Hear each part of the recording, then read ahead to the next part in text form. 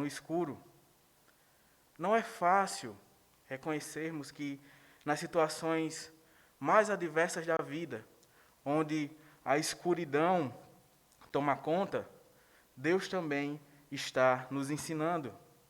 Tiago mostra aqui que quando se trata da igreja, o Senhor usa das provações diversas para tornar o seu povo mais forte, e não só isso, perfeito.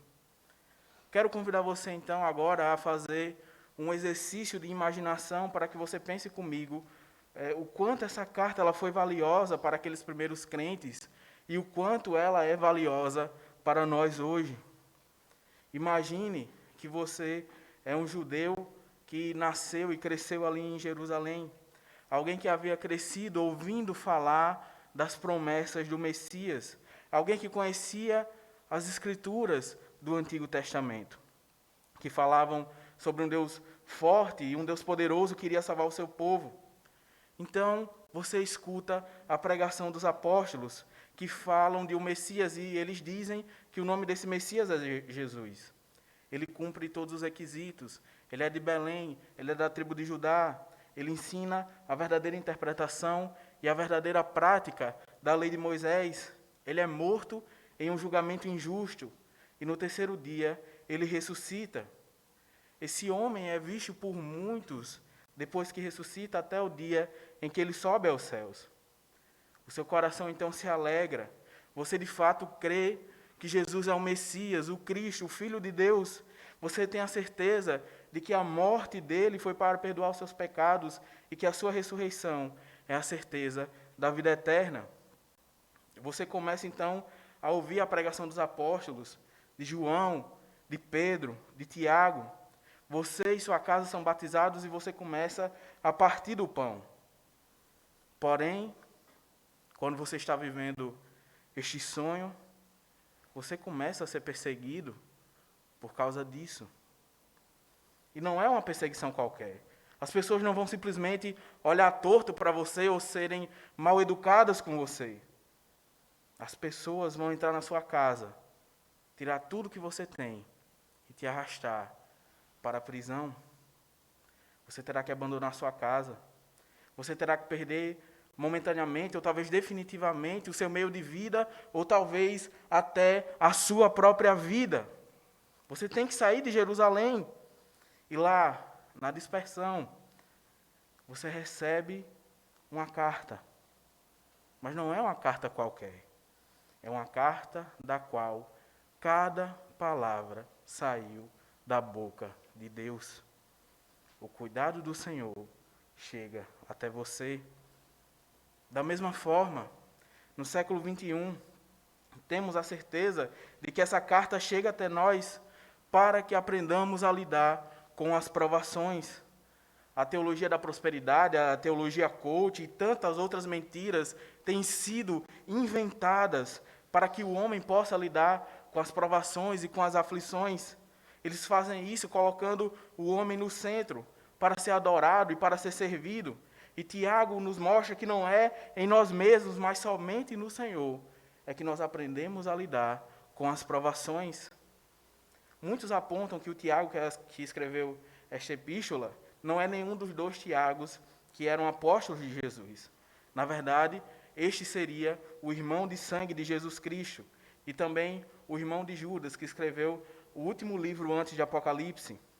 Interessante notar, meus irmãos, que no início do ministério de Jesus, como seu familiar, Tiago não creu que o seu irmão era Cristo, como é dito em João no capítulo 7, onde diz: passadas essas coisas, Jesus andava pela Galileia, porque não desejava percorrer a Judéia, visto que os judeus procuravam matá-lo. Ora, a festa dos judeus, chamada de Festa dos Tabernáculos, estava próxima. Dirigiram-se, pois, a ele os seus irmãos, e aqui entendemos que são irmãos de sangue, e lhe disseram: deixa este lugar e vai para a Judéia, para que também os teus discípulos vejam as obras que fazes, porque ninguém há que se procure ser conhecido em público, e contudo, realize os seus feitos em oculto. Se fazes essas coisas, manifesta-te ao mundo. Então João faz o comentário: pois nem mesmo os seus irmãos criam nele. Contudo, meus irmãos, este Tiago deixou de ser o incrédulo, que não confiava nas palavras do próprio irmão e se tornou uma das colunas da igreja de Jerusalém, uma igreja que crescia a cada dia, como nós vemos no livro de Atos dos Apóstolos, que passava por constantes perseguições. Então Tiago, com seu coração de pastor, envia a carta a esses irmãos que estavam distantes, os quais ele denomina como sendo parte das 12 tribos de Israel, espalhados nas diversas partes do Império Romano, que ele chama de dispersão, como é visto no verso 1 do capítulo 1. Tiago, servo de Deus e do Senhor Jesus Cristo, as 12 tribos que se encontram na dispersão, saudações. Essa carta, então, dirigida para uma igreja perseguida, nos mostra que a alegria, a perseverança e a maturidade cristãs são forjadas no calor das provações pelas quais nós passamos. Por isso, hoje nós meditaremos sobre como somos fortalecidos em meio à provação. Em primeiro lugar, nós somos fortalecidos quando nos alegramos na provação. O cristianismo, meus irmãos, ele é cheio de paradoxos. Um paradoxo é uma verdade aparentemente contraditória. Por exemplo, Cristo diz que aquele que perder a sua vida, este a encontrará. Ele diz que aquele que quer ser o maior no reino dos céus, este deve ser o menor, deve ser aquele que serve. Aqui Tiago apresenta claramente mais um paradoxo.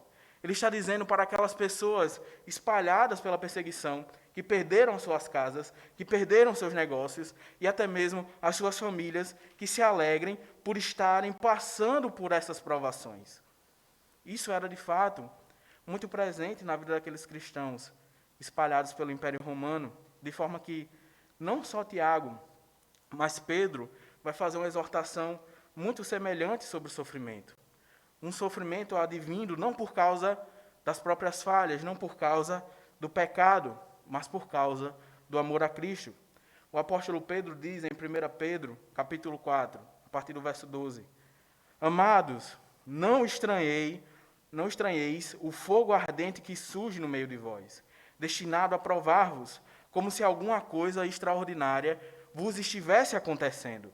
Pelo contrário, alegrai-vos na medida em que sois coparticipantes dos sofrimentos de Cristo, para que também na revelação de sua glória vos alegreis, exultando. Se pelo nome de Cristo sois injuriados, bem-aventurados sois, porque sobre vós repousa o Espírito da glória de Deus. Não sofra, porém, nenhum de vós como assassino, como ladrão, como malfeitor, ou como que se intromete nos negócios de outrem. Mas se sofrer como cristão, não se envergonhe disso. Antes, glorifique a Deus com esse nome. Tiago, então, assim como Pedro, não diz simplesmente para eles se motivarem, para eles levantarem a cabeça, porque as coisas iriam melhorar depois. Tiago, ele não é um coach cristão. Ele não diz simplesmente que o futuro traria alegria, mas aqueles momentos de provação e de angústia deveriam ser motivos de toda a alegria, uma alegria plena, uma alegria pura. A provação, meus queridos, é algo necessário na vida do cristão. A provação faz parte do amadurecimento da nossa caminhada cristã.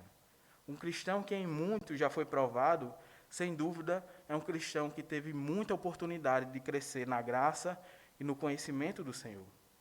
Sendo um pastor cuidadoso, Tiago fala para aquelas pessoas que ele sabia que estavam sendo provadas, e ele mostra primeiramente como elas deveriam lidar com as provações. Elas deveriam se alegrar. Lembre-se que aquelas pessoas eram, em sua maioria, judeus que haviam sido convertidos ao cristianismo. Os judeus viviam debaixo do jugo do Império Romano, e não por acaso, Roma tinha ainda um procurador como Pilatos e um rei como Herodes para cuidar da província, porque as revoltas que aconteciam eram constantes. O povo vivia sob a opressão do domínio estrangeiro. E agora que eles se tornaram cristãos, eles eram oprimidos não só por Roma, mas pelos próprios judeus. Vemos isso na execução de Estevão, nas perseguições que os apóstolos sofreram, na perseguição infligida pelo apóstolo Paulo, quando ele ainda era Saulo, um fariseu, e na perseguição que ele mesmo sofreu, já sendo o apóstolo Paulo.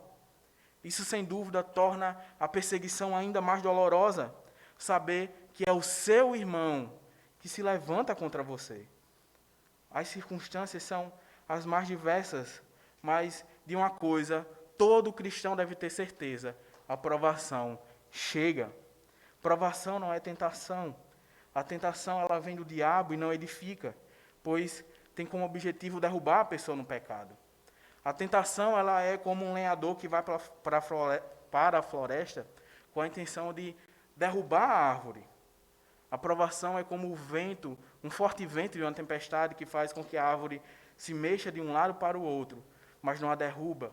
E as suas raízes que foram ali mexidas, elas podem então se aprofundar. A provação vem do Senhor e através dela nós somos em diversos momentos da nossa vida desarraigados no mundo e fixados no Senhor. É aí que passamos pelo processo chamado de mortificação dos nossos pecados.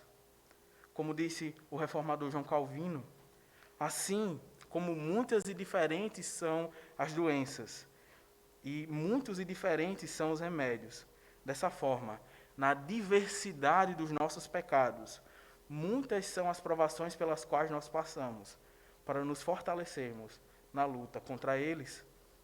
Eu, quando criança, meus irmãos, eu tomei muitas injeções por causa dos meus problemas de alergia, de forma que quando eu ia tomar uma injeção por outro motivo, eu já nem chorava mais. Pois todas aquelas furadas que eu levei quando eu era menor, sim, eu já fui menor, durante a minha infância, trouxeram lucro de uma resistência maior. E somos chamados aqui não a simplesmente suportarmos a dor e sermos mais resistentes à angústia e à provação, mas a encontrar até mesmo alegria nela. É fato, meus irmãos, que ninguém pode, ao passar por um momento difícil, negar o seu sentimento de tristeza. Mas somente aqueles que estão em Cristo podem dizer: o Senhor deu e o Senhor tomou, bendito seja o nome do Senhor. E é por isso que a palavra traduzida aqui por considerar tem um sentido de julgar, tem um sentido de analisar. É como se Tiago dissesse: olhem bem a situação que vocês estão passando e vocês verão que, na verdade, ela é motivo de alegria.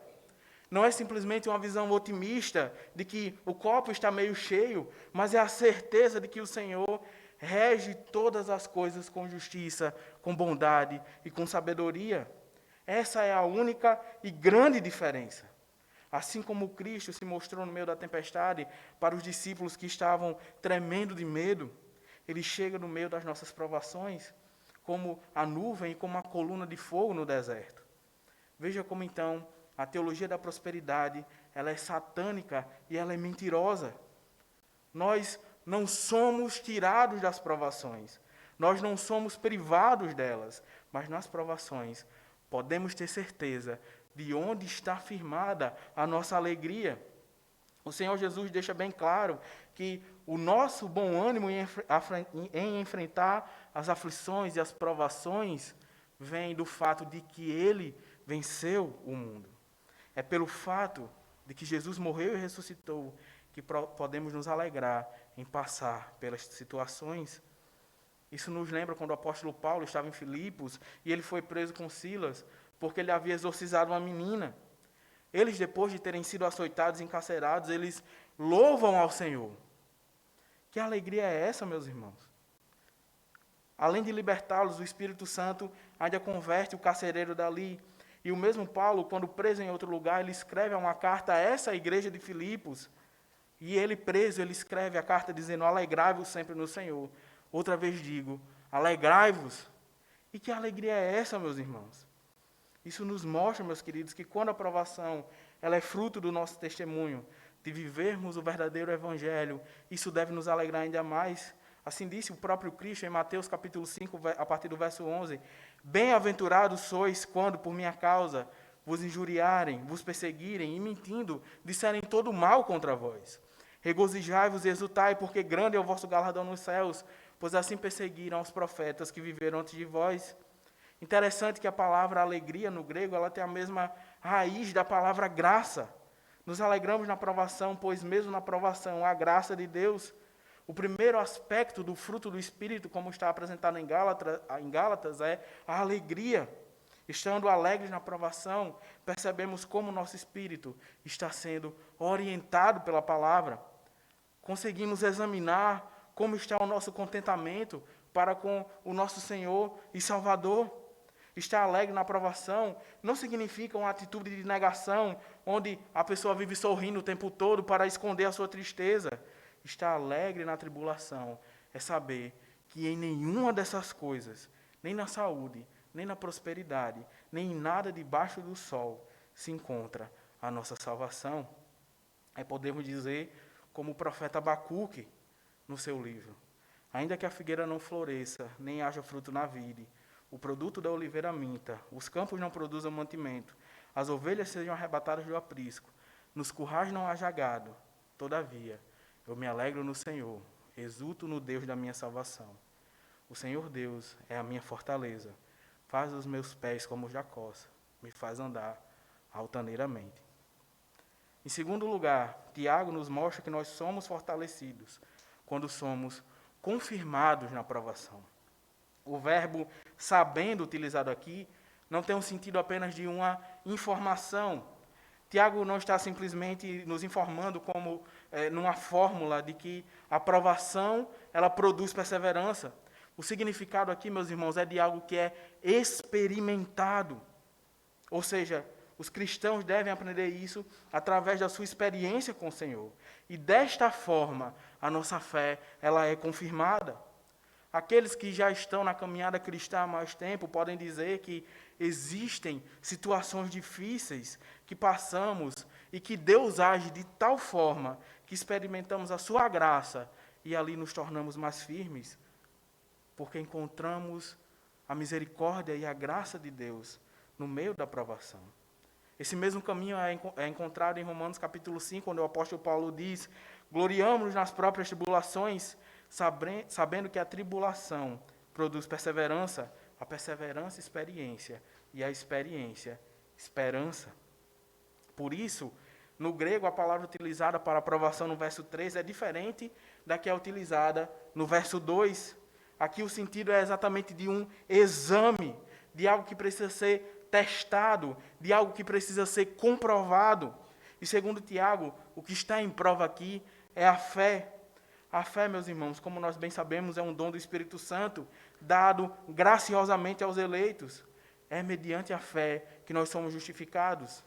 A questão é que a fé, ainda que seja espiritual, ela não é algo que fique escondido, não é algo que fique inoperante. É o que o próprio Tiago vai falar no capítulo 2, verso 14.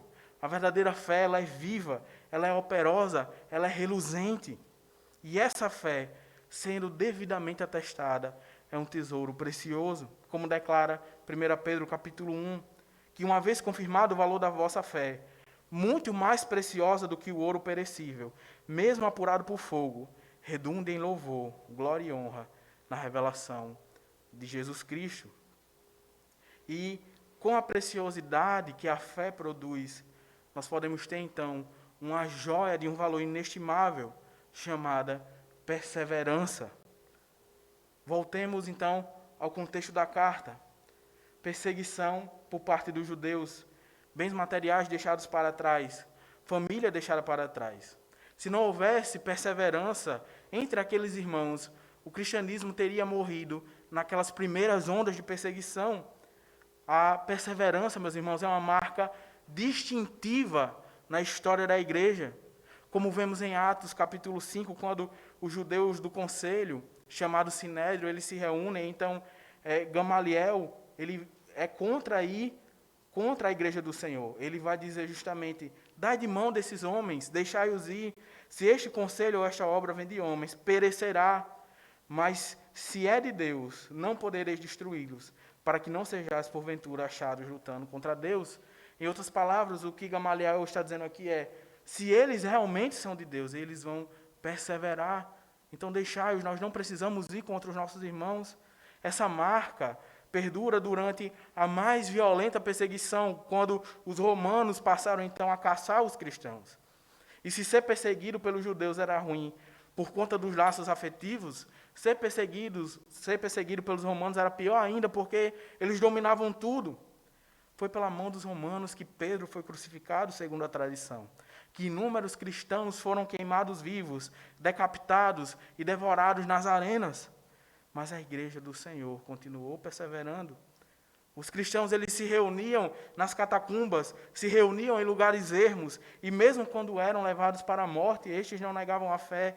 Como disse o pai da igreja chamado Atanásio, o sangue dos mártires foi a semente da igreja. Quanto mais sangue era derramado, mais a igreja perseverava. Se nos dizemos crentes, somos chamados aqui a termos a nossa fé confirmada nas provações. Se um carro, meus irmãos, que nos leva a lugares terrenos, não chega às ruas sem ser testado, quanto mais a nossa fé que nos leva à eternidade não precisa ser constantemente testada. A diferença óbvia, meus irmãos, é que o carro, por ser feito por homens, ele pode falhar. Mas a fé por vir do Senhor e por ser a Ele direcionada, esta não falha. Podemos concluir, então, com base no texto, que um cristão que quer ter uma vida sem provações é um cristão que não quer perseverar. É aquele que, ao primeiro sinal de problema, toma a decisão mais fácil de ir embora. É aquele que, ao se ver em uma situação vantajosa, mas que é pecaminosa, não pensa duas vezes e abraça o pecado. É aquele que esquece que os homens podem ser enganados, mas Deus não. Tudo que é vivo cresce, se desenvolve e amadurece. É assim com os animais, com as plantas, e assim também é com a nossa fé. Ela deve ser aumentada, ela deve ser amadurecida. É isso que o próprio apóstolo Paulo diz em Filipenses capítulo 2, verso 12 e 13. Ele diz: desenvolver a vossa salvação com temor e tremor, porque Deus é quem efetua em vós tanto querer como realizar, segundo a sua boa vontade. Então, Tiago nos mostra que, em terceiro lugar, nós somos fortalecidos quando somos aperfeiçoados na provação. A perseverança, então, ela não é um fim em si mesma. Ela tem um propósito, um objetivo. A perseverança que vem da confirmação da fé tem como objetivo, tem como fim, aperfeiçoar os filhos de Deus. Assim como a perseverança é chamada a cumprir o propósito de Deus perfeitamente, nós somos chamados a cumprir o nosso propósito. Nós somos chamados à perfeição. Entenda que perfeição aqui não tem o sentido de ser inerrante em todas as coisas que você já fez ou em todas as coisas que você fará. Perfeito aqui não é sem pecado. Perfeito aqui significa maduro. Inclusive a NVI traduz dessa forma, diz assim: a fim de que vocês sejam maduros e íntegros, sem lhes faltar coisa alguma. Se a nossa vida espiritual tem um começo e há um desenvolvimento dela, é certo que também atinge a maturidade. Quando vemos uma árvore que ainda está pequenininha e torta, nós colocamos um pedaço de madeira nela para que ela se escore. Então, quando o tronco dela já está grosso o suficiente, nós retiramos, porque aquilo ali cumpriu o seu propósito. Da mesma maneira, a perseverança tem esse papel de nos fazer suportar até o momento da maturidade. Mas este é um processo contínuo, então constantemente nós temos que perseverar em cada nova provação. Esse processo de amadurecimento, de aperfeiçoamento, de fortalecimento é desenvolvido ao longo de toda a nossa vida. Por isso, Tiago também usa a palavra íntegro. Imagine, meu irmão, um cajueiro que cresce muito, que tem muitas folhas, mas que ele nunca dá nenhum fruto. Ele pode estar ali com todas as características de que está maduro, mas ele não está de maneira integral, porque lhe falta uma coisa, lhe falta o fruto. Essa maturidade que vem da perseverança, da confirmação da fé, ela é integral, acontece em todas as partes da nossa vida cristã, não só na igreja, mas também na família, não só na frente das pessoas, mas quando nós estamos sozinhos. E como conseguimos essa maturidade, essa integridade? Voltando para as árvores mais uma vez, se as plantas que crescem precisam de água e luz, nós, para crescermos, precisamos nos alimentar espiritualmente dos meios de graça dados por Deus, dos sacramentos, da pregação da palavra, da oração, da leitura. A palavra, mais especificamente, sendo fielmente pregada, ouvida e praticada, é aquilo que nos conforma a Cristo.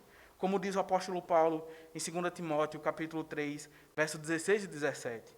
Toda escritura é inspirada por Deus, útil para o ensino, para a repreensão, para a correção, para a educação na justiça, a fim de que o homem de Deus seja perfeito e perfeitamente habilitado para toda a boa obra. Isso não é somente uma situação pessoal, individual. Veja que as palavras utilizadas por Paulo são verbos, são ações de uma pessoa para com outra. Paulo está se referindo aqui, mais especificamente, à pregação da palavra. Não é necessário apenas ao pregador ser fiel na pregação, mas nós também precisamos ser fiéis no ouvir a pregação e no praticar aquilo que ouvirmos. Nós baixamos tanto o nosso padrão que, ao olhar as palavras de Tiago sobre perfeição, sobre integridade, nós nos sentimos envergonhados.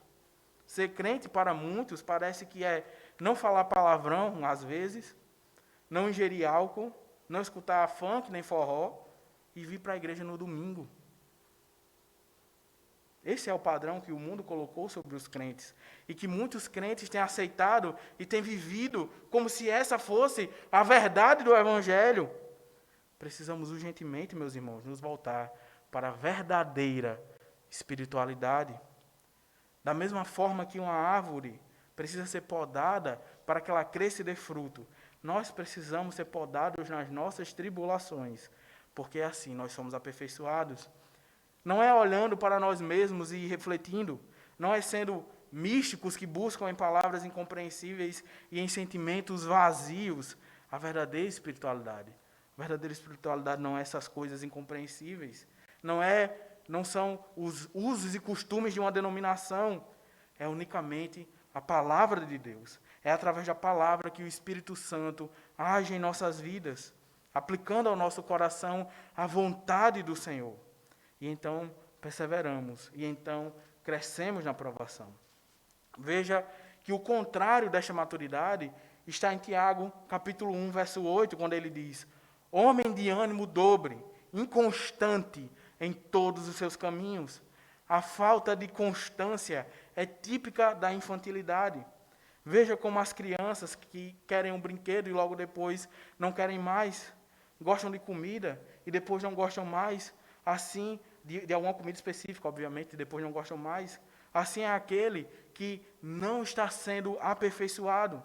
Por isso, a constância, a diligência é um fruto necessário neste processo.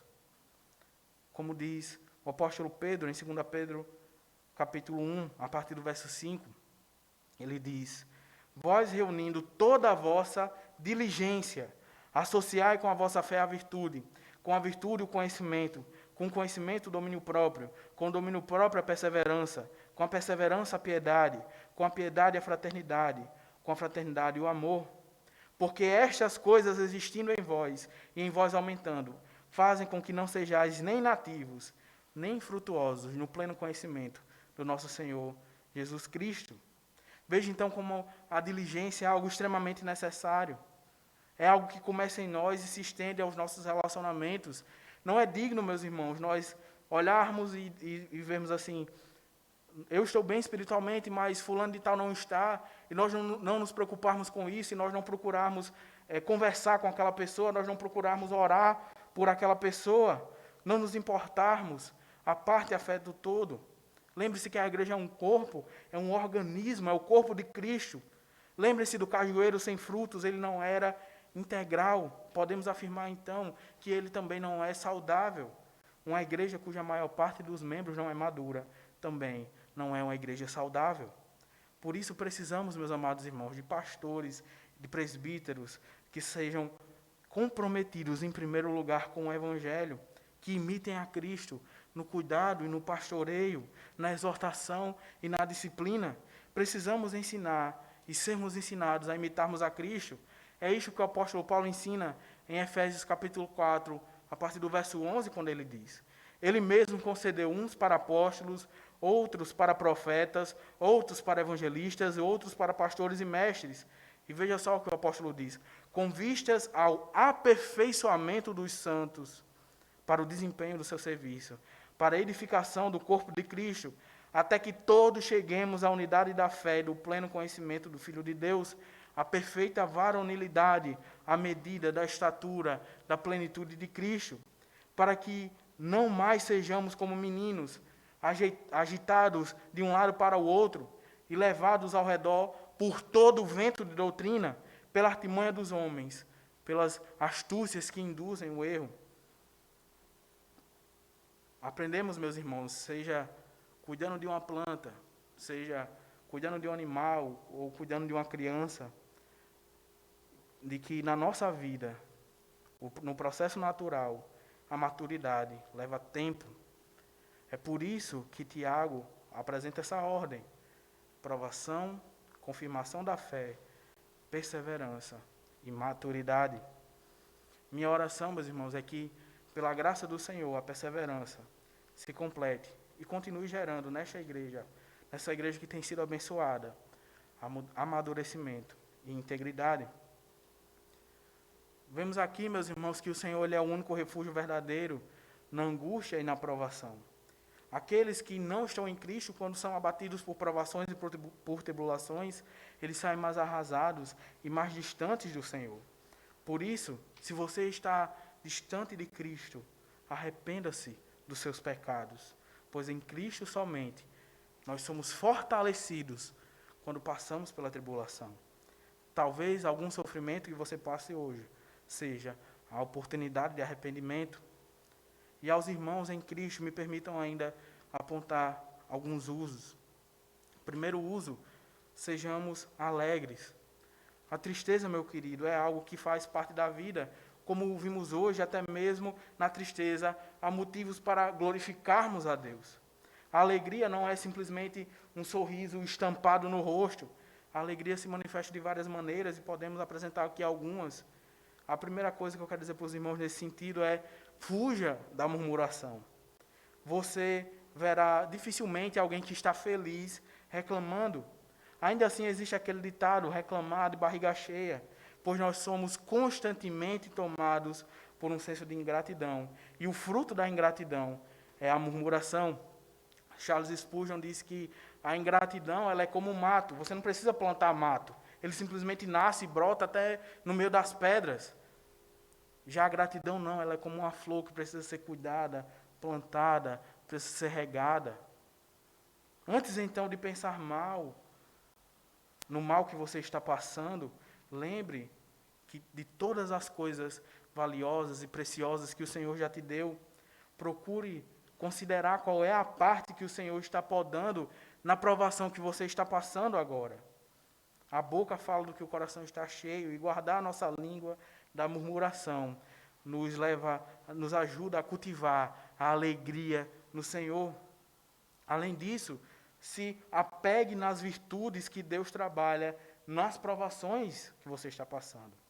Alguém internado em um hospital pode ali desenvolver uma paciência que não tinha antes. Alguém passando por um aperto financeiro pode aprender a depender do Senhor, como ele achava que não dependia antes. Alguém que não consegue passar no concurso público que tanto quis, pode avaliar que é no Senhor que está a sua satisfação. Alguém perseguido no trabalho por seguir as regras e não resolver as coisas com o famoso jeitinho, ainda que sofra, ele pode ter a alegria de saber que está servindo ao Senhor. Um jovem que é desprezado por manter sua castidade, ainda que seja humilhado, ele se alegra por saber que o seu corpo é o templo do Espírito Santo. A mãe que educa as suas crianças, segundo a palavra de Deus, pode ser difamada e chamada de retrógrada, por não estar surfando na última moda da psicologia para criar os filhos. Mas ela se alegra, porque sabe que a promessa de Deus é para ela e para os seus filhos. Bendito seja o nome do Senhor quando sofremos por causa do Evangelho, e que Ele nos capacite, meus irmãos, para que, se um dia os riscos e os danos forem maiores do que aqueles que nós sofremos hoje, estejamos preparados para confirmar a nossa fé. O Senhor, ela é a fonte da nossa alegria, uma fonte que não se esgota. Então, nos aproximemos e bebamos, porque nós somos o seu povo e Ele é o nosso Deus. Segundo uso, meus irmãos, sejamos perseverantes, sejamos pacientes. Eu sei que aqui não tem crianças, mas eu quero me dirigir àqueles pais que estão ainda criando os seus filhos, que ainda têm crianças. Ensinem aos filhos de vocês que o sofrimento, que a provação, que as dificuldades fazem parte da vida. Temos uma geração frustrada que não sabe lidar com o sofrimento. Ensinem às suas crianças que o sofrimento faz parte do processo de crescimento. Ensinem que elas não devem ter medo, pois elas têm o amor de seus pais, elas têm o amor da igreja e, acima de tudo, o amor de Cristo, o nosso Senhor, o Pai de vocês e o Pai deles também, que venceu o mundo. Ensinem que elas terão sofrimento, mas que elas não precisam ter sofrimento, não precisam ter medo, mas coragem e ânimo. E agora, falando a todos, me permitam lembrar que é necessário passarmos pelo fogo da tribulação para sermos aperfeiçoados pelo Senhor. Ao sermos convertidos, nós somos quebrados como um vaso de barro. Então precisamos ser refeitos pelas mãos de oleiro, precisamos ser endurecidos nas fornalhas das provações. E isso exige perseverança e paciência. O puritano Matthew Henry, ao falar sobre esse texto, ele traz algumas lições importantes que eu quero compartilhar com os irmãos rapidamente. Em primeiro lugar, ele diz o seguinte: para que a paciência cristã haja corretamente, é preciso deixá-la agir livremente. A paciência, meus irmãos, ela não é de forma alguma indiferença. Não é fingir um conto de fadas enquanto você vive uma tragédia. A paciência é não darmos lugar à ira e à frustração. Ele ainda diz: devemos deixar que a paciência tenha sempre a última palavra.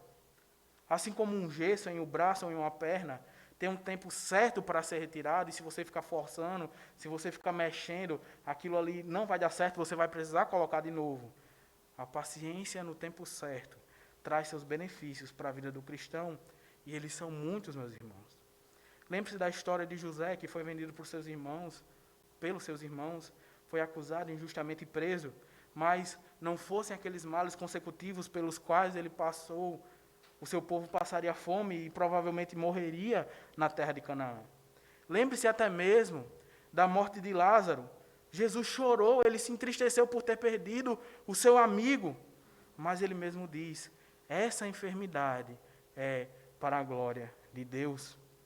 As provações, portanto, são como se nós estivéssemos entrando na tenda de um ferreiro, onde as nossas armas e a nossa armadura estão sendo constantemente afiadas e endurecidas para a nossa batalha. São como a tenda escura treinando os nossos olhos e os nossos ouvidos, para que nas batalhas que encontramos na nossa vida estejamos firmes e perfeitos e não tropecemos. Quando a escuridão chegar, estaremos equipados e sairemos em Cristo, mais fortalecidos. Finalizando então com mais algumas palavras de Matthew Henry, eu quero dizer, ele diz sobre a perseverança: isso vai nos prover com tudo o que é necessário para a nossa corrida e batalha cristãs, e vai nos capacitar a perseverar até o final, e então a sua obra estará terminada e coroada de glória. Amém, meus irmãos, que o Senhor nos abençoe.